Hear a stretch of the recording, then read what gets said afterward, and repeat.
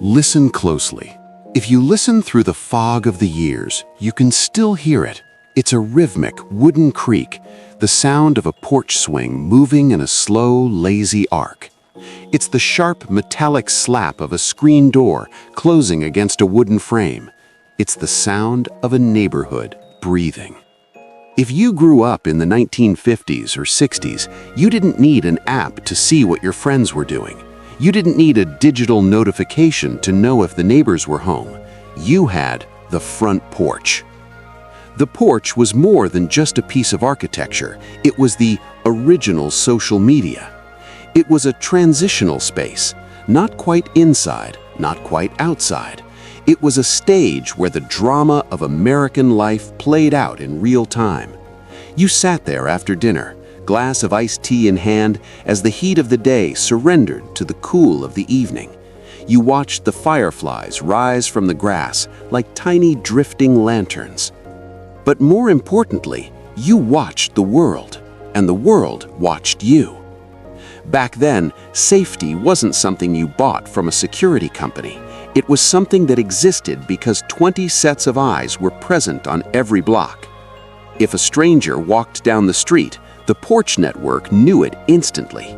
If a child fell off their bike 3 houses down, someone was already standing up from their rocking chair before the child even started to cry. There was a handshake economy that existed on those wooden slats. You didn't need to schedule a play date or a coffee meeting. You simply walked by, saw a neighbor sitting out, and leaned against the railing. Conversations happened by accident, and in those accidents, the glue of the American community was made. But as we look at the quiet, empty streets of our modern suburbs today, we see a different reality. The porches are still there on some houses, but they are vestigial organs, decorative ornaments that no one actually uses. The rocking chairs are gone, replaced by keep out signs or barren, empty concrete. What happened to the soul of the neighborhood?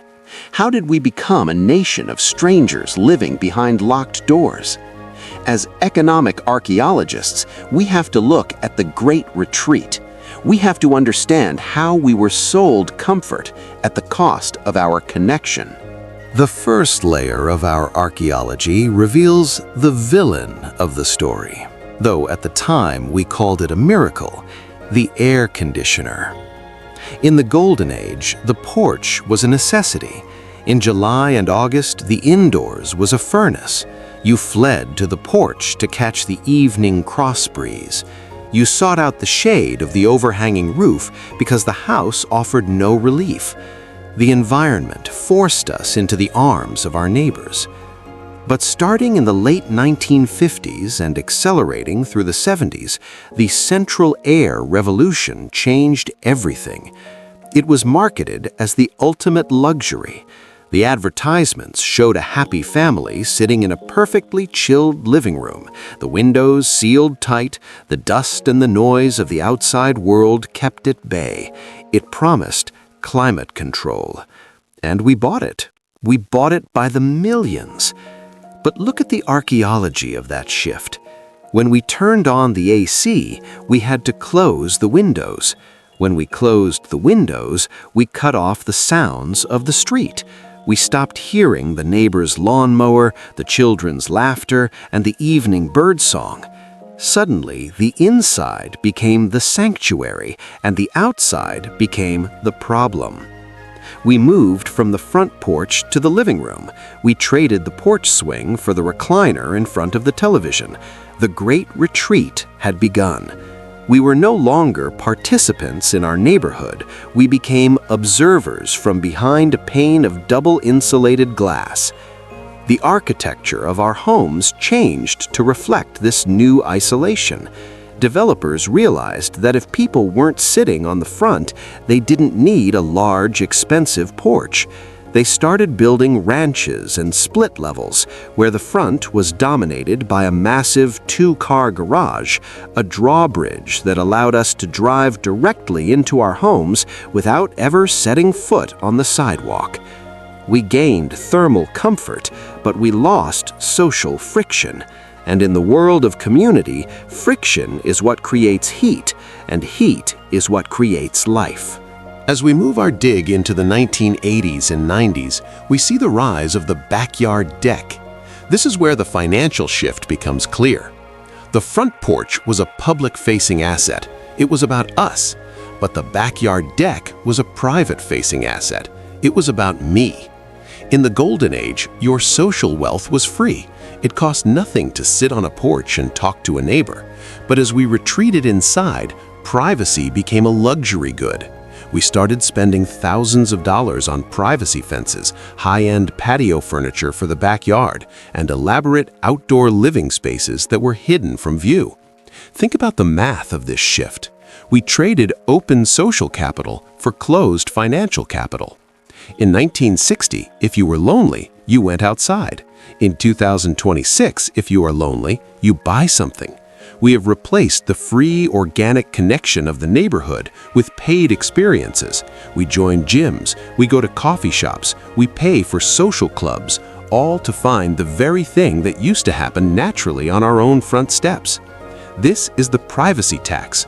We are paying a massive premium to be alone. Furthermore, we must look at the security economy. When the porches went empty, the streets became unknown. And when the streets are unknown, we feel afraid. Because we no longer know the man living 3 doors down, we view him as a potential threat rather than a potential friend. This fear has created a multi-billion-dollar industry. We buy Ring cameras, motion sensor lights, and smart locks. We have replaced the eyes on the street, the 20 grandmothers sitting on porches, with digital observers that record but never intervene. We are spending more on security than ever before, yet data shows we feel less safe than the generation that left their front doors unlocked. Why? Because a camera cannot look out for you. Only a neighbor can. We have traded human vigilance for digital surveillance, and the economic archaeology shows that it's a losing trade. Now, we must address the heart of the matter. What is the true cost of the death of the porch? The 50-plus demographic in America is currently facing what health officials call a loneliness epidemic. We are living longer, but we are living more separately. In the golden age, the porch provided passive interaction. You didn't have to be best friends with your neighbor to benefit from their presence. Just a nod, a wave, or a 5-minute chat about the weather was enough to remind your brain that you were part of a tribe. It was a biological requirement that was met for free. Today, that requirement is going unmet. The hidden squeeze on the retiree isn't just about inflation, it's about the depreciation of community. When you lose your social anchor, your health suffers. Studies show that social isolation is as physically damaging as smoking 15 cigarettes a day. It leads to higher rates of heart disease, depression, and cognitive decline. The AC revolution didn't just chill our rooms, it chilled our hearts. We are seeing a generation of seniors who are house-rich but community-poor. They are sitting in perfectly climate-controlled homes, surrounded by high-tech security, yet they feel completely invisible to the world outside their window. This has a massive financial impact. Loneliness drives up healthcare costs. It drives consumption as people try to fill the emotional void with stuff. The economic archaeology of the porch reveals that when we destroyed the social hub of the neighborhood, we created a massive deficit of the soul that no amount of money can fill. The backyard deck era has reached its logical conclusion, a society where we are all masters of our domain, but we are the only ones in the castle. We have achieved the privacy we were sold in the 70s and 80s, and we are finding that it tastes like ash. So, as economic archaeologists standing on a quiet, empty suburban street in 2026, what is our golden insight? How do we make ourselves feel alive again in a world of sealed windows and silent doorbells? First, we must realize that community is the ultimate hedge.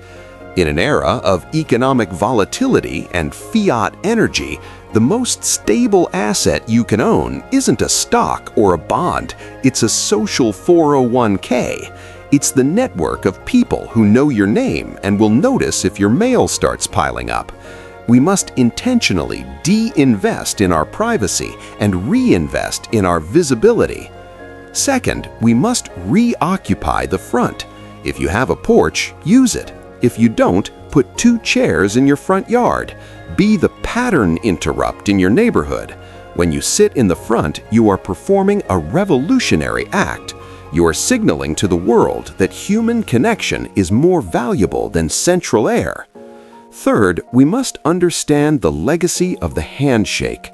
For the 50-plus demographic, our greatest gift to the next generation isn't just money, it's the wisdom of connection. We must show the younger generation, the ones who are digital natives but social orphans, how a neighborhood is supposed to function.